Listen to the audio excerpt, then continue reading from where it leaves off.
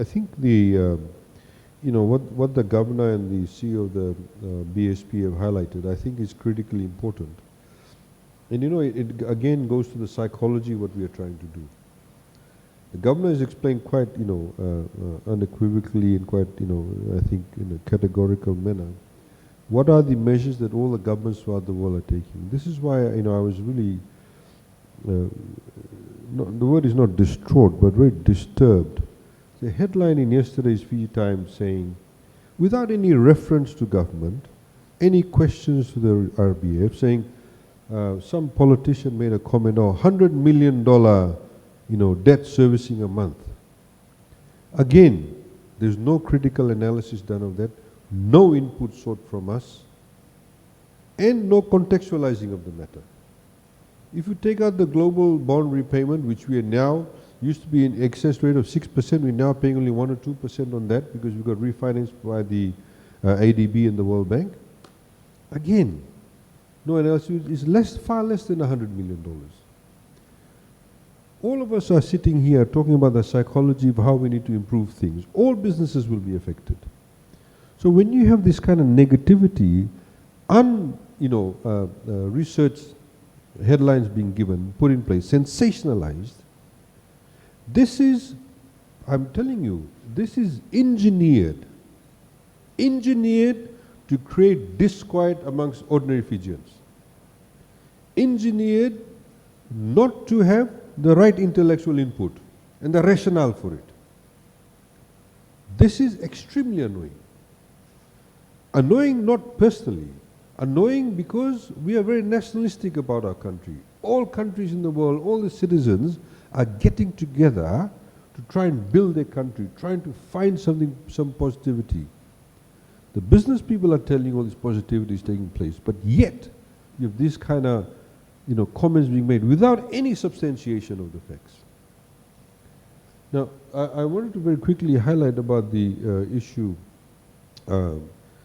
just sort of related to that, is the one thing we did not talk about, which I also failed to address, is we've allocated $100 million for unemployment benefits. It's unprecedented. The situation demands it. $100 million unemployment benefits, of which $5 million is again will be used from that for upskilling or reskilling people. There are many jobs now, for example, people may not be interested in. This is why, for example, we've reduced the number of scholarships available in different areas, like tourism. There's no point giving a topper scholarship for tourism management when there's not enough jobs in the tourism sector. There's a number of Fijian pilots, we know that work for Emirates, Etihad, Qatar Airways, Oman. I had a couple of them WhatsApping me a few days ago saying, we've all lost our jobs. So some of us have lost our jobs. Is there any job in Fiji Airways? This is the global situation. So again, I find this kind of very inward, insular looking analysis very, very disturbing. So unemployment benefits, $95 million unemployment benefits. As I said, nobody knows what's going to happen. If this pandemic continues for the next 1 year, we have to look after our people. We have to continue to provide unemployment benefits. We can't have people running around destitute. If it pans out for the next 6 months, we still have to pay that. We also, of course, have to ensure that we reskill and upskill people. Somebody working in the tourism sector said, okay, I don't feel that safe, but I've been, I have a lifelong desire to be, a designer or dressmaker in a garment factory. And they may already have particular natural skill sets or proclivities towards that. We can upskill them, get them a job. Somebody may be interested in IT.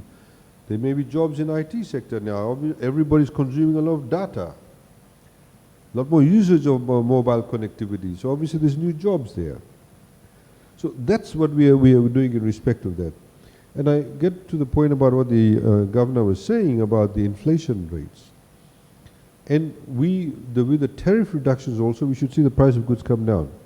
But we've had a situation in Fiji where a lot of business houses, in the past we've reduced duty, not to the scale as we've done now, they have actually not passed on the duty reduction. We have for example, particular baby products a few years ago, duty used to be 32%. We made it 0% and 5%. But the prices went up. There was no devaluation in the Fijian currency then, so they cannot claim that because you're buying from overseas, the price has gone through the roof. Because there's only one agent for that particular product. If you go to 70% of the items in our supermarkets, it's only essentially supplied by 6 or 7 suppliers. Cereals were reduced in duty, the price of cereal went up. We had given some legislative teeth to FRCS. They have not really acted upon that. So we'll be taking those powers away from FRCS and we're giving it to FCCC. We're giving additional $300,000. So FCCC can do some, and that's their forte now, including other areas of economic assessments. They'll be now going around assessing all these items that have been reduced in duty. Are they passing on those benefits? Because it must. It must pass on. In the same way, I mean, the hotels keep on saying, well, now the reduction is taking place, we can bring down prices. The argument is they should have been brought down in the first place, but now there's a further reduction. So, somebody's, buying rosemary or, thyme or whatever they use in the ingredients in hotels. They used to pay 32%, very expensive. Now it's 5%. So that should have an impact in the price of the good or the food that they sell. I think the last point, of course, that I want to also say, mentioned by the CEO, is the whole issue of risk. I mean, what is risk and how is risk assessed? The BSP, of course, has been working well with us, and hopefully they'll be very soon also disbursing all the funds for social welfare payments. But notwithstanding that, the reality of the matter in Fiji is that there is only one bank that is 100% Fijian owned. Yeah. And it's got the smallest portion of the market. Policy decisions of ANZ, Westpac, Bread Bank, BSP Bank, Baroda are not made in Fiji. They are made in Melbourne, Sydney, Auckland, Wellington, Mumbai, Paris, Port Moresby. So how they would view risk is very different. Yeah. Would be different. Sometimes maybe close to how a domestic financier would view risk. But you see, you have to understand this. This is why, and I again go back to this, it's very annoying. When you go back to those irresponsible headlines or speculative stories, that again adds to that risk factor, misplaced as it is. And the very people who are publishing these stories are also going to these financial institutions and borrowing.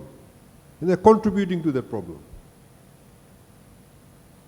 So for us, it's very important for us to grow some domestic traction as far as financing ability is concerned. This is why it brings me to the point, we've put in place a new law now where companies can put up corporate bonds. You can raise corporate bonds now through the South Pacific Stock Exchange. Issue bonds, 150% tax deductions, interest earned, tax exempt. No profit tax on that. So, for example, I see some big companies here, Motibais, you've got yourself, you want to build your resort. There are other people here, you can list on the stock exchange. Give a run for their money to the banks. So the banks, know that you get an alternative source. Please beverages. You can go to the corporate market. You can raise funds through the South Pacific Stock Exchange. And the banks will know, okay, hang on, these guys won't always be dependent on us. They have an alternative source of funding, apart from, some people run to FNPF as a last resort when the other commercial banks don't give them money. Sometimes they do that. We had announced in the budget we were trying to revive the Fiji Investment Corporation Limited. We're doing some work regarding that to provide some, venture capital. So we are also, from a structural perspective, to understand what we are trying to do. It's not simply about, you know, having the same structures in place. Let's try and break out of the mold. Yeah. That kind of intellectual thought we are trying to put through, and people, the business people, to think along those lines also. Thank you.